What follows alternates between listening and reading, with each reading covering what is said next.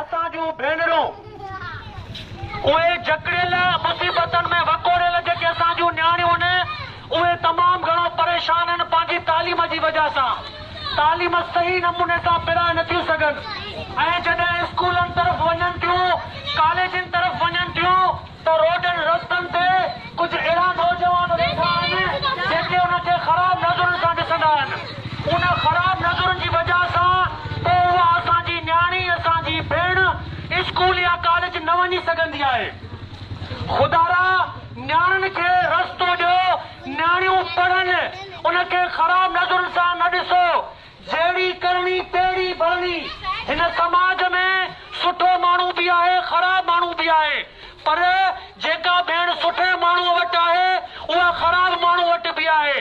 अलाह जी लठ बे आवाज़ आहे, जहिड़ी करणी तहिड़ी भरणी।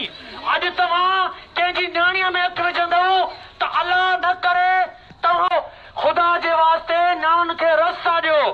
न्याणियूं पढ़नि, स्कूल वञनि, के डॉक्टर थियणु थियूं चाहिनि, के वकील थियणु थियूं चाहिनि।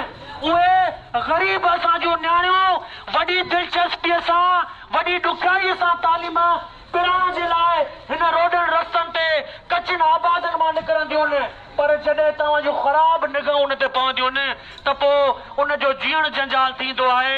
न उहे घर में पंहिंजे भाउ सां डिस्कस करे सघंदी आहे इन मामले ते, न पंहिंजे बाबे सां डिस्कस करे सघंदी आहे।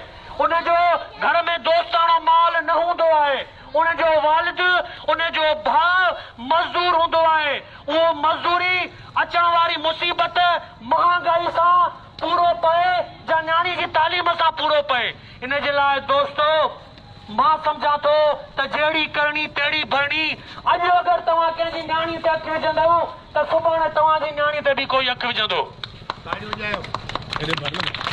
जेको तालीम जो बंदि थी चुको आहे उहो इहो ई आहे त न्याणियुनि जो इहो ई चवणु आहे त असां जॾहिं स्कूल ऐं कॉलेज में वेंदियूं आहियूं त कुझु छोकिरा, कुझु नौजवान असांजे रस्ते ते बीही असांखे ख़राब नज़रूं विझंदा आहिनि।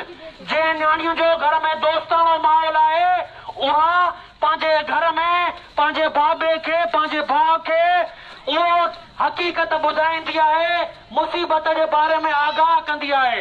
पर जंहिंजे घर में दोस्ताणो माहौल न आहे उहा न्याणी तमामु घणी परेशान आहे।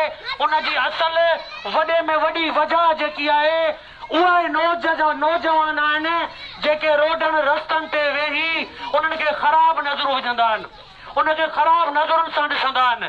त उन्हनि नौजवाननि खे हिन स्पीकर, हिन आवाज़ जे वसीले ॿुधाइण थो चाहियां त अलाह जी लठ वॾी बे आवाज़ आहे, जहिड़ी करणी तहिड़ी भरणी आहे। उन्हनि माण्हुनि खे बि न्याणियूं भेनरूं आहिनि ऐं ख़राब माण्हू जेको आहे उनखे बि न्याणियूं भेनरूं आहिनि। ख़ुदा न ख़ास्ता जहिड़ी करणी तहिड़ी भरणी।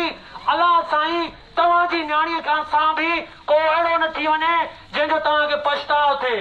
इन जे लाइ न्याणियुनि जी इज़त कयो। घिटीअ मां रोड रस्ते तां न्याणियूं गुज़रनि थियूं त उनखे अदब जी ऐं इख़लाक़ जी निगाहुनि सां ॾिसो। असां चाहियूं था त असांजे सिंध जी न्याणी अॻिते वधे, तालीम पिराए, डॉक्टर थिए, वकील थिए।